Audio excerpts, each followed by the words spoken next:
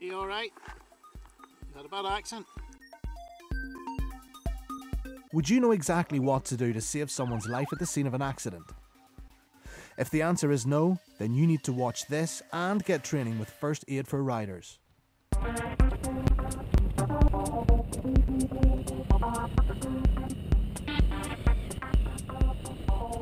It's a nice day and you're out for a ride with a few mates when you round a corner and enter someone else's nightmare.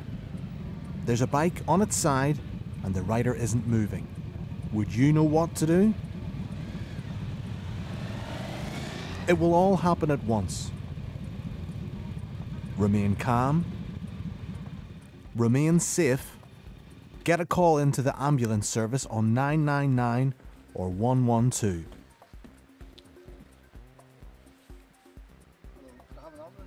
Get someone to make the call and get them to let you know the call has been made and the ambulance is on the way. On rural roads where there may be no reception, then the caller may have to move.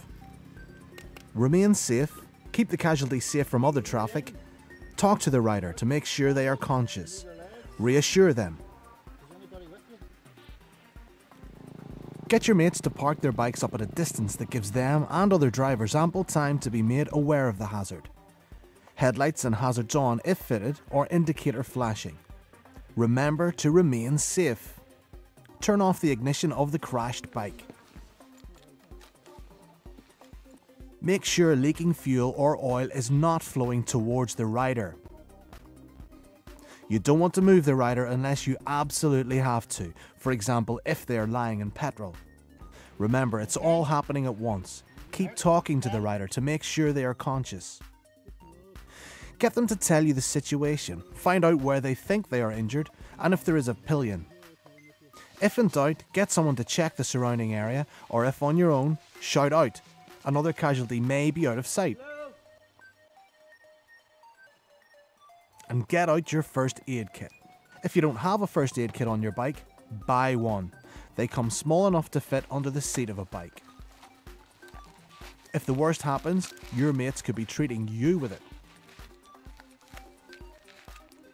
Either keep your gloves on or put on the ones in the kit to protect yourself and the casualty from infection. Now do a full head-to-toe examination of the casualty so you can prioritise any treatment. Take extra care checking leathers as they can hide large amounts of blood. Basically, you're looking for any weird lumps, bumps or sponginess. Hidden bleeding is a real danger. Don't remove leathers. Prioritise the wounds. Stop the worst blood loss first. Control the bleeding by applying pressure with bandages or a piece of clothing over the leather. Bind right over the bleeding area.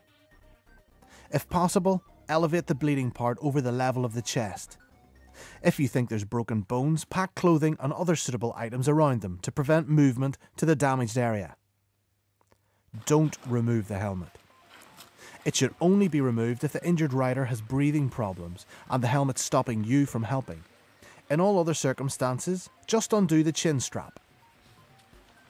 If possible, get someone to continually support the neck and head with their hands until help comes. It means they can also talk to them, to keep reassuring them, to keep an eye on their condition, and give them some shade or protection from the rain. But what if they are unconscious?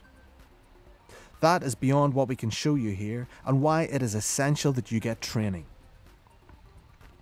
Just remember, the number one thing is that they are breathing, so make sure their airway is clear.